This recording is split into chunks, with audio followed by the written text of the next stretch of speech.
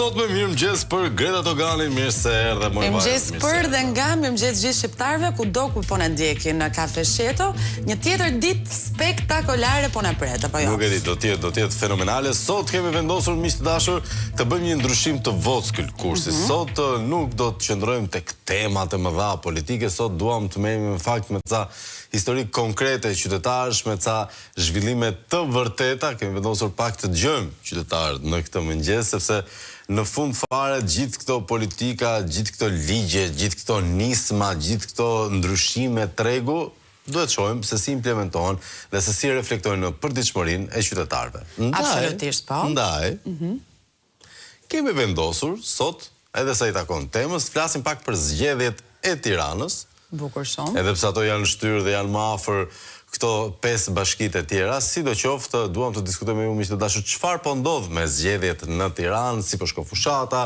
sondazhet, data misterioze që ende nuk është caktuar, edhe pse gojët e liga thonë që mund të caktohet ditën e nesërme. Vërtet? Po, mund të caktohet nesër. Ka lidhje me ditën kombëtare të Halloweenit apo jo? Është dita kombëtare e Halloweenit? Është një tjetër ditë kombëtare. Edhe pse në fakt ka qenë një javë shumë e frikshme se sa dita që presim me shpresë të mos jetë e tillë sa kjo javë. Megjithatë, po aq e frikshme do të jetë miq të dashur dita e nesërme, sa i takon një tjetër vizite të shumë pritur. Nuk janë shpirtrat që do të na vizitojnë nesër, por është ai do të rikthehet, sa përmendëm, do të kemi një ankimim të Ishku i Bashkiakut të Tiranës apo jo? Pa i ka mbaruar, ai është fantazma e Rëmbëlliet. Unë kam edhe për një gjë tjetër. Çfarë? Ka nesër. Është afati i fundit nesër. Yes, afati i fundit për Belinda Ballukun në SPAK, miq të dashur.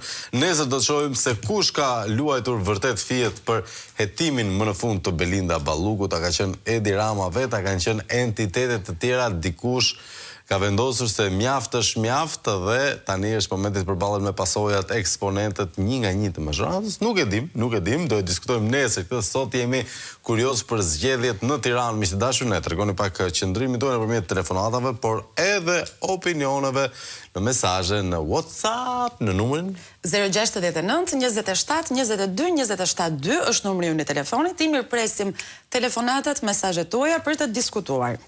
Ndërkohë, miq të dashur, bëhemi gati edhe për të pasur cilat janë zhvillimet kryesore, sigurisht ftesa para se të fillojmë me to është qëndroni me ne deri ande nga ora 10 plus minus, se ndonjëherë edhe lodhemi edhe përtojmë, pastaj ta bëjmë zilen në 10 fiks, sidoqoftë fillojmë tani.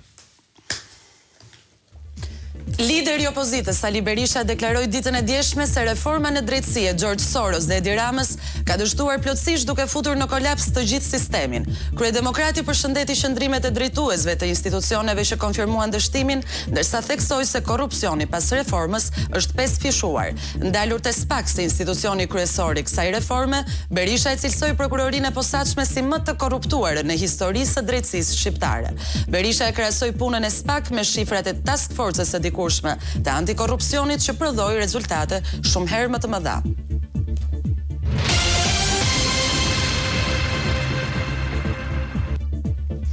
Kreu i Partisë së Lirisë, Ilir Meta, nga Qelia ka reaguar sërish për çështjen e provave të reja, që sipas SPAK kanë dalë për dosjen e tij.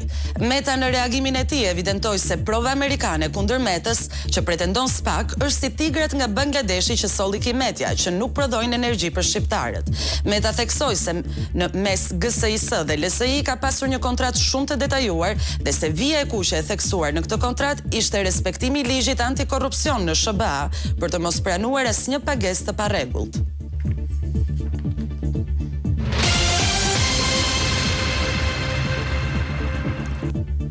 Drejtoria e burgjeve ka marrë masat për shoqërimin e Erion Veliajt më 31 tetor në seancën që mbahet në gjykatën kushtetuese lidhur me kërkesën e tij për rrëzimin e dekretit të presidentit të Republikës që njohu shkarkimin e tij nga detyra e kryetarit të Bashkisë së Tiranës duke ju hapur rrugë zgjedhjeve. Drejtoria e përgjithshme e burgjeve është njohur me kërkesën e gjykatës kushtetuese dhe ka marrë masat përkatëse që shtetasi Erion Veliaj të marrë pjesë në seancën që do të zhvillohet më datën 31 tetor në gjykatën kushtetuese kushtetuese. Kështu thuhet në reagimin e burgjeve pas interesimit të Syri Televizion mbi këtë çështje. Gjykata kushtetuese njoftoi të martën se ka vënë në dieni SPAK dhe drejtorinë e burgjeve, duke i kërkuar të marrin masa për shoqërimin e Veliajt, pasi dhe vetë ai ka kërkuar të jetë i pranishëm.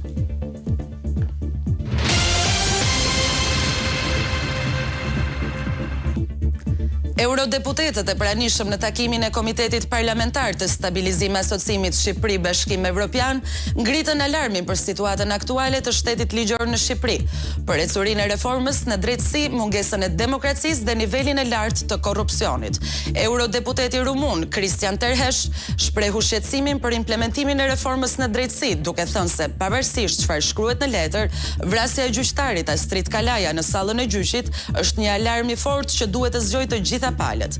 Eurodeputetët Fredi Beleri dhe Arba Kokalari deklaruan se mos respektimi i shtetit të së drejtës dhe i normave të Bashkimit Evropian do të sjellë pasoja për Shqipërinë.